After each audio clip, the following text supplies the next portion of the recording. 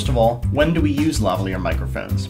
Lavaliers should be used when you need to pick up someone's voice, and especially in situations where you need to operate hands-free, get clear sound, and not have the visual intrusion of a larger microphone. Take note of where and how the equipment is laid out in the case, because it is important that everything be returned in the same fashion it was taken out. We remove the case's contents, the batteries, the 2 square Sennheiser devices, and the 2 cables. To insert the batteries into the receiver and transmitter, press down the 2 buttons on either side of the device at the same time, and lift the cover to the battery compartment. Insert the batteries into the devices. Before you close the battery compartment, turn the device's power on by holding down the on-off button on the left-hand side.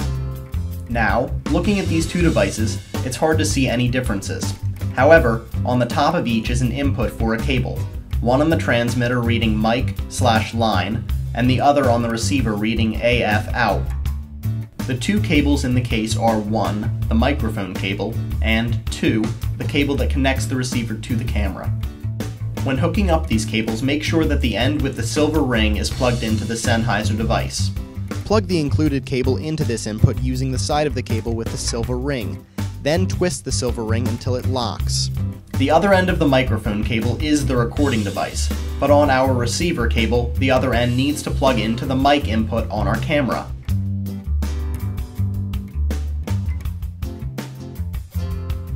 In order to achieve good quality sound with a lavalier microphone, place it about 3 to 5 inches from the subject's mouth, or approximately 1 hand's length from mouth to microphone.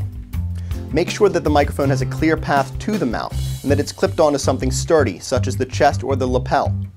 The only setting you need to keep an eye out for right now is the audio level on the camera, which you can access on the camera's main screen by pressing the Function option in the top left-hand corner. From there, choose the icon with the microphone symbol. As you listen through your headphones to the audio you pick up, also watch the levels on the scale in the bottom left-hand corner. If levels are consistently around the 12 measurement, you are in good shape, but if they are frequently well above or below, adjust the levels with the right and left arrow keys on screen to obtain optimal levels. Now that you have all of your wires hooked up, devices powered on, and placements set, you should be able to make clear audio, but if for some reason you're having trouble doing so, take a moment to check 2 important settings. To access the menu on either lavalier device, open the battery compartment and press the Set button. To navigate the menu, use the up and down scroll arrows just above the batteries, and to select, press Set again. 2 important settings that need to be the same on both the transmitter and the receiver are sensitivity and frequency preset. The AF out setting on your receiver is the same setting as sensitivity on the transmitter. To sync your receiver with your transmitter, find the sync setting in the menu and press Set, holding the receiver close to the transmitter.